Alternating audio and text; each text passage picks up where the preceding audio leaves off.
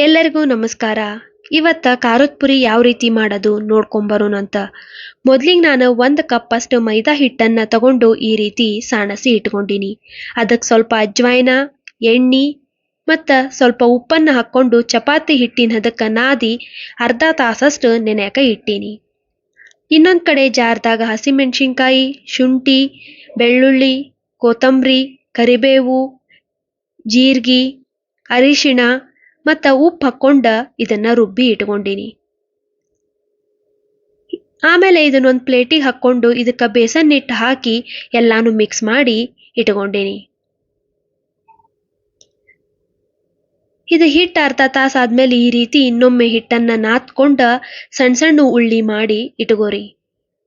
ಆಮೇಲೆ ಸ್ವಲ್ಪ ಈ ರೀತಿ ಅಗಲ ಮಾಡ್ಕೊಂಡು ಇದನ್ನ ಅದ್ರೊಳಗ ಖಾರ ತುಂಬಿ ಮತ್ತು ಸಣ್ಣ ಸಣ್ಣ ಉಂಡಿ ಈ ರೀತಿ ಮಾಡ್ಕೊಂಡ ಹಿಟ್ಟು ಹಚ್ಚಿ ಲಟ್ಟಸ್ರಿ. ಜಾಸ್ತಿ ದಪ್ಪ ಇವನ್ನ ಲಟ್ಟಿಸ್ಬೇಡ್ರಿ, ತಿಳುವಾಗಿ ಇವನ್ನ ಲಟ್ಟಿಸ್ಕೋರಿ. ಅಂದ್ರ ಕ್ರಿಸ್ಪಿಯಾಗಿ ಚಲೋ ಆಗ್ತವು. ಸ್ಟಾರ್ಟಿಂಗ್ ಒಂದ್ ಸ್ವಲ್ಪ ಜೋರ್ ಉರಿ ಇಡ್ರಿ, ಆಮೇಲೆ ಸಣ್ಣ ಉರಿ ಮಾಡಿ ಇದನ್ನ ಕರ್ಕೋರಿ. ಸಂಜೆ ಟೈಮ್ ಈ ಮಳೆಗಾಲದಾಗ ತಿನ್ನಾಕ ಭಾಳ ಟೇಸ್ಟ್ ಆಗಿರ್ತೈತ್ರಿ.